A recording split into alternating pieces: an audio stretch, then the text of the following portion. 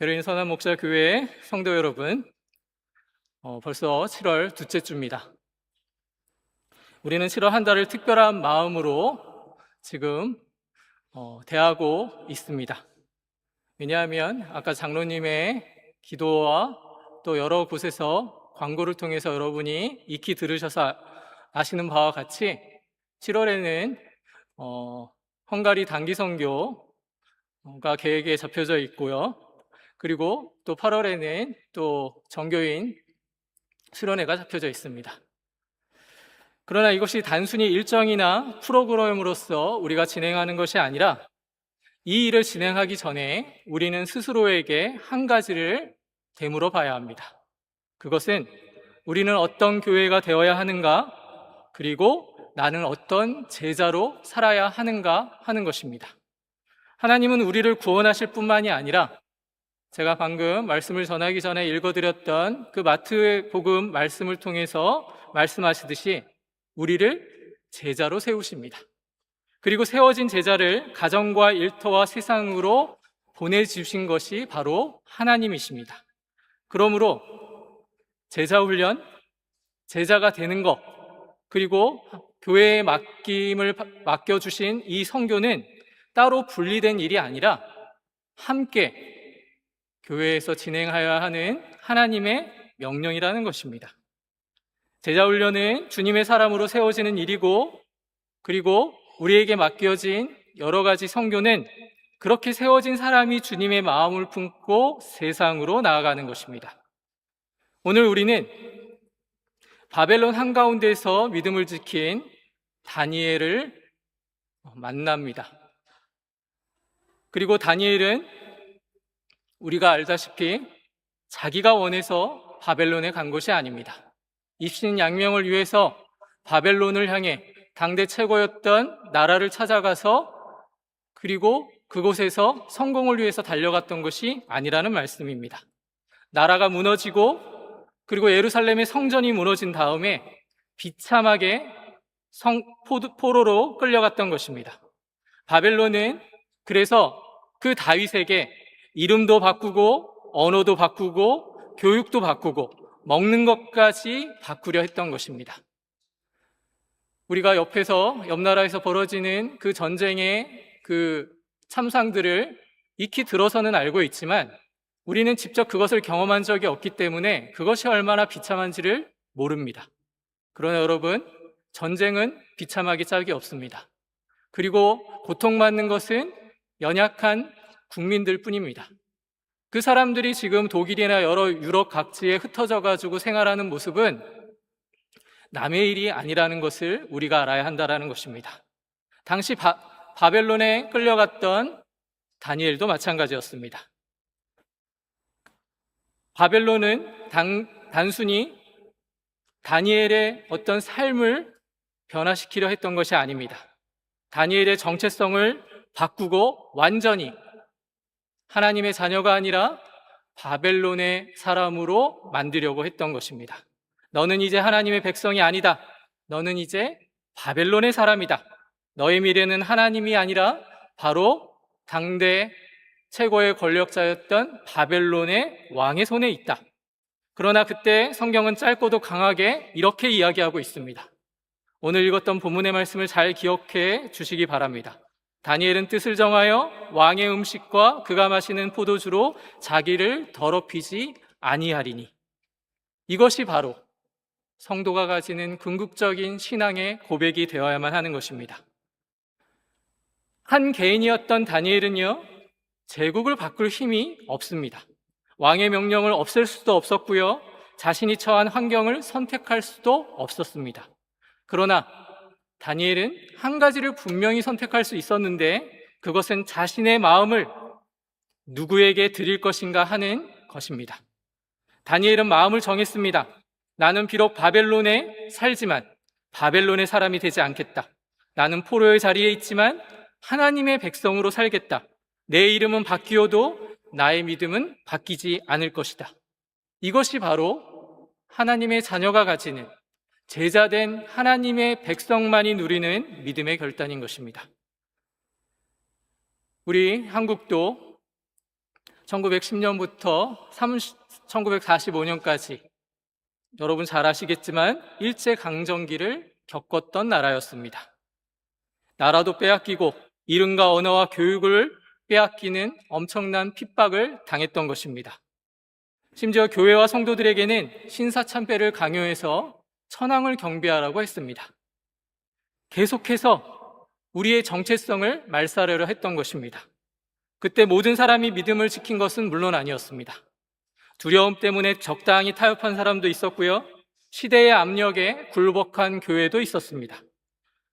그러나 어떤 성도들은 감옥과 고난을 각오하면서 마치 다니엘이 고백했던 것처럼 자신의 생명을 걸고 내가 나라와 나의 정체성은 지금 빼앗길지라도 하나님만은 버릴 수 없다. 그러한 믿음의 결단을 가지고 신앙을 지켰던 믿음의 선진들이 있었던 것입니다. 이름을 바꾸라고 할 수는 있어도 믿음까지는 바꿀 수 없다. 우리의 몸은 가둘 수 있어도 하나님이 주신 그 믿음의 양심은 하나님께 속해 있다. 그 믿음의 중심에는 바로 오늘 본문에서 이야기하는 다니엘의 믿음의 결단이 있었던 것입니다. 사랑하는 성도 여러분, 믿음은 아무 어려움이 없을 때 드러나지 않습니다. 타협하면 편해지고 순종하면 손해를 볼 것 같은 그 순간에 참된 믿음이 드러나게 되어 있습니다. 제자는 환경이 좋아서 믿는 사람들이 아닙니다.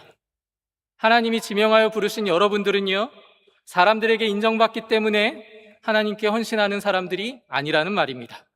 제자는 하나님 앞에서 먼저 뜻을 정한 사람을 가리키는 것입니다. 나는 주님의 사람입니다. 나는 세상 속에 살지만 세상에 속하지 않겠습니다. 손해를 보더라도 믿음을 버리지 않겠습니다. 편안함보다 하나님을 믿는 그 순종을 선택하겠습니다. 그 고백을 하고 우리가 지금 이 자리에 있는 것입니다. 오늘의 세상도 우리에게 끊임없이 말하고 있습니다. 너무 진지하게 믿지 마라. 적당히 타협하며 살아라. 믿음보다 성공이 중요하다. 기도보다 능력이 중요하다. 거룩함보다 평안함이 중요하다. 하나님의 영광보다 사람의 인정이 더 중요하다. 그렇게 우리를 유혹하고 있습니다. 그러나 여러분, 하나님의 사람은 세상의 목소리보다 하나님의 말씀을 붙드는 사람들입니다.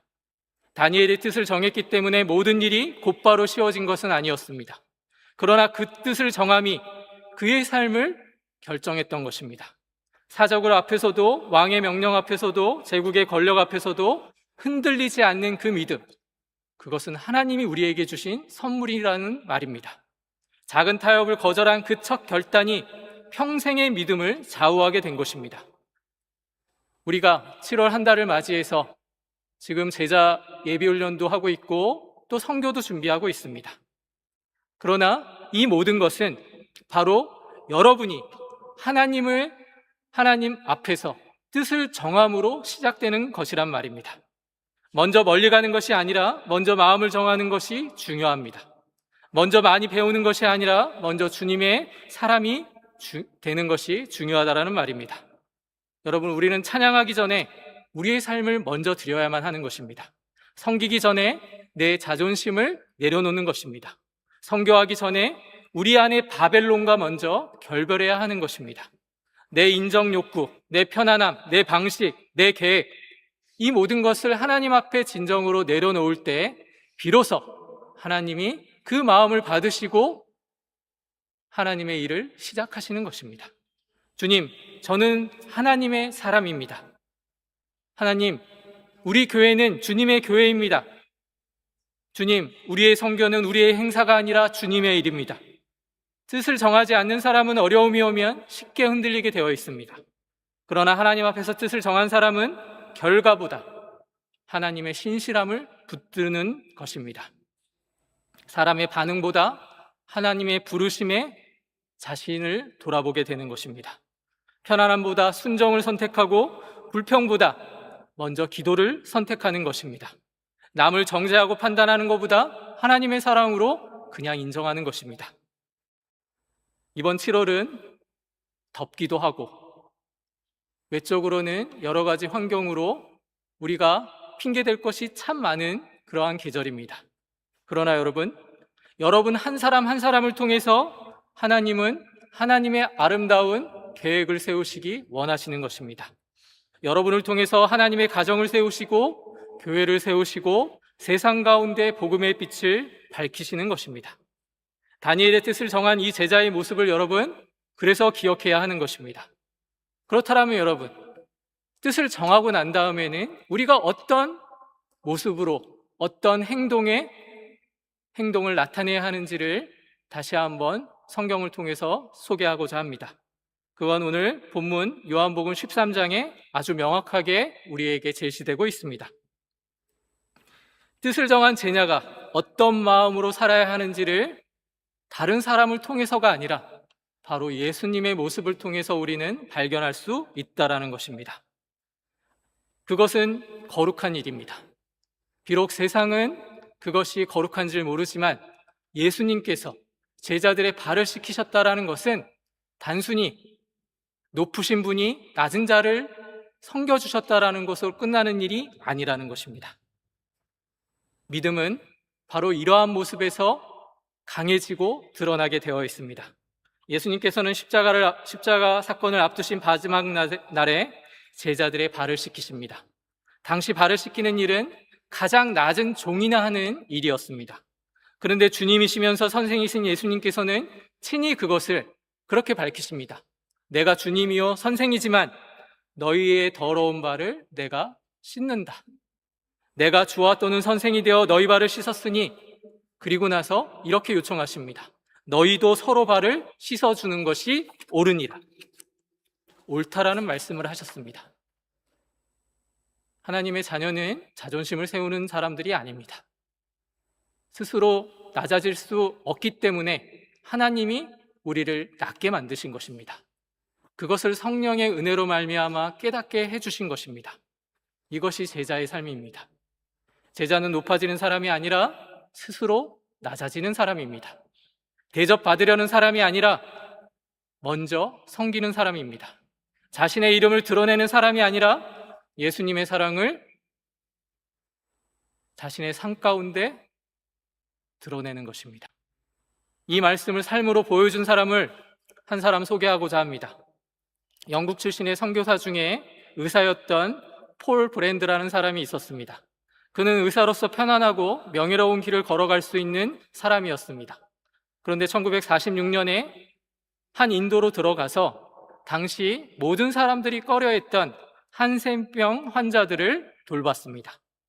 당시에 많은 사람들은 한센병 환자들이 손가락과 발가락에 병균이 생겨서 저절로 썩어 들어가는 병이라고 생각을 했습니다. 그런데 의사였던 이 폴 브랜드는 오랜 연구 끝에 감각을 잃은 환자들이 상처와 화상을 느끼지 못해서 반복적으로 다치기 때문에 심각한 손상으로 연결된다라는 사실을 발견했던 것입니다. 이게 별게 아닌 발견인 것 같지만 모든 사람들이 포기하는 그 순간에 끝까지 치료하고 관심을 가지면 나아질 수 있다는 것을 발견했던 것입니다.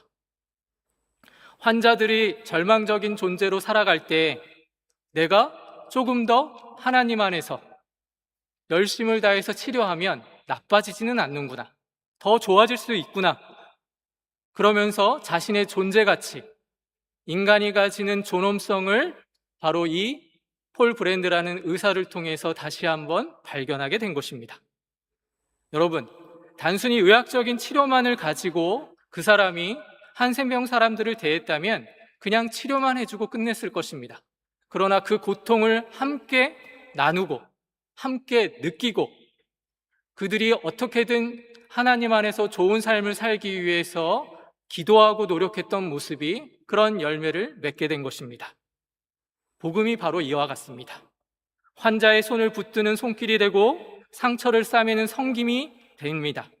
잃어버린 존엄을 회복시키는 그 사랑이 바로 하나님의 말씀인 복음을 통해서 시작된다는 것을 우리가 깨달아 알아야 하는 것입니다. 그래서 여러분에게 이렇게 감히 말씀드리고 싶습니다. 사랑하는 베를린 선한목자교회 성도 여러분, 우리가 선교를 할 수 있는 자격이 돼서 하는 것이 아니라는 것입니다. 선교는 우리를 자랑하러 가는 것이 절대 아닙니다. 물론 음악 선교라는 이름으로 음악에 재능이 있는 우리 청년들이 중심이 되어 나갑니다. 그 선교지를 향하여서 갈 때 음악이라는 것이 엄청난 무기가 되어서 복음의 수단이 되어서 그곳을 가는 것입니다. 그러나 그곳에 하나님이 없이 우리의 자랑이 있다면 그것은 선교가 아니라 또 다른 시험의 장이 될 수도 있다라는 것입니다. 그래서 하나님은 우리를 겸손하게 그렇게 마음을 결단하고 나아가라고 이야기하고 계시는 것입니다. 교회는 세상을 멀리서 판단하는 교회가 아니라 높은 곳에 서서 가르치기만 하는 교회가 아니라 세상의 아픔과 필요 속에서 예수님의 마음을 품고 들어가는 것입니다. 마음을 잃으면 선교는 행사가 되지만, 그리고 찬양은 공연이 됩니다. 그리고 우리가 열심을 다해서 배우려고 하는 하나님의 말씀, 제자훈련도 공부로만 남습니다. 그러나 예수님의 마음이 있으면 작은 섬김도 복음의 통로가 되고요, 부족한 찬양도 은혜의 그릇이 될 수 있습니다. 이름 없이 드린 기도와 평범한 순종도 하나님의 나라를 드러난 도구가 될 것입니다. 종교개혁자들이 말씀을 소수의 사람에게만 가두지 않고 모든 사람들이 볼 수 있도록 하나님의 말씀을 번역했던 것도 같은 맥락입니다. 복음은 교회 안에 보관되는 유산이 아니라 모든 사람에게 선포되어져야 하는, 그리고 흘러가야 하는 생명의 말씀이기 때문에 그렇습니다. 말씀으로 살아난 교회는 반드시 말씀을 전하게 되어 있습니다. 은혜를 받은 사람은 그 은혜를 다시 흘려보내게 되어 있다는 것입니다. 여러분은 은혜 받은 사람이신 줄 믿으십니까? 네, 자신 있게 대답하는 사람이 몇 사람 없네요. 은혜 받으신 하나님의 사람임을 믿으시기 바랍니다. 그래서 우리가 선교도 할 수 있는 것이고, 그래서 우리가 함께 기도하고 더 낮은 곳을 향해서 나아갈 수 있는 것입니다. 그러한 고백이 여러분의 삶 가운데 지금 있는 것을 잊지 마십시오. 우리가 제자훈련을 하고 선교를 하는 것은 결코 우리의 자랑으로 만들려고 하는 수단이 아니라는 것입니다.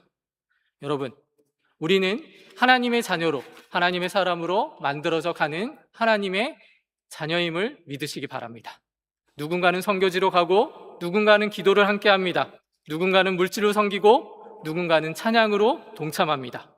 중요한 것은요, 바로 모든 성도가 주님의 마음으로 함께 서는 것입니다. 교회는 복음을 쌓아두는 창고가 아닙니다. 복음은 복음을 세상으로 흘려보내는 바로 은혜의 통로가 바로 교회라는 것을 여러분이 분명히 기억하시기를 바랍니다.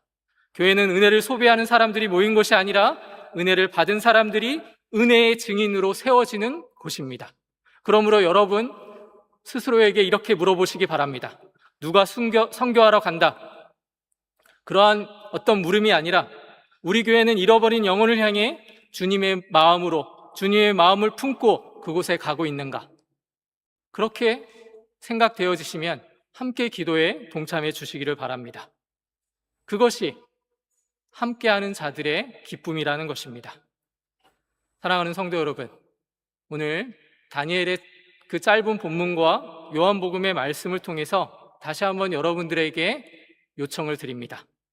다니엘이 바벨론 한가운데서 뜻을 정한 것처럼 여러분, 예수님이 제자들의 발 앞에 무릎을 꿇고 제자들의 발을 씻겨줬던 것처럼 여러분이 스스로에게 다시 한번 내가 제자의 삶, 하나님의 자녀의 삶을 살아가고 있는지를 돌아보시며 함께 동참할 수 있는 은혜의 수단들을 찾아주시기 바랍니다.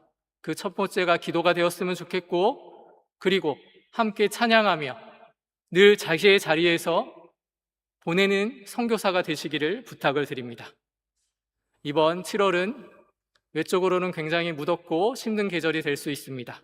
그러나 다니엘처럼 뜻을 정하고 예수님처럼 그 낮아짐을 경험하신다면, 그리고 말씀을 받은 교회답게 그 복음을 흘려보낼 수 있는 은혜 받은 자의 모습을 여러분들이 자신의 삶 속에서 증명해 나가시기를 바랍니다. 우리의 작은 섬김이 누군가의 예수 그리스도를 알게 하는 하나님의 아름다운 은혜의 통로가 될 수 있다는 것을 모두가 기억해 주시기를 바랍니다. 지금 이 순간 함께 참여하는 주님의 자녀들이 되시기를 예수님의 이름으로 축원드립니다. 기도하겠습니다. 하나님 은혜를 감사합니다. 다니엘의 믿음의 결단처럼 뜻을 정해 세상에서 빛과 소금의 역할을 감당해 나가는 하나님의 자녀로 불러주셨사오니 그 부르심에 합당한 인생을 살아가기 위해 노력하며 하나님의 말씀 위에 서 나가는 하나님의 자녀 되게 하여 주시옵소서. 예수님의 이름으로 감사하며 기도드리옵나이다. 아멘.